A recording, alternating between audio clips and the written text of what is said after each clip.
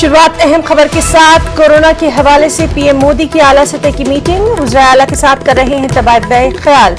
आपको बताएं कि इससे पहले पीएम मोदी ने आला अफसरान के साथ वर्चुअल मीटिंग की थी।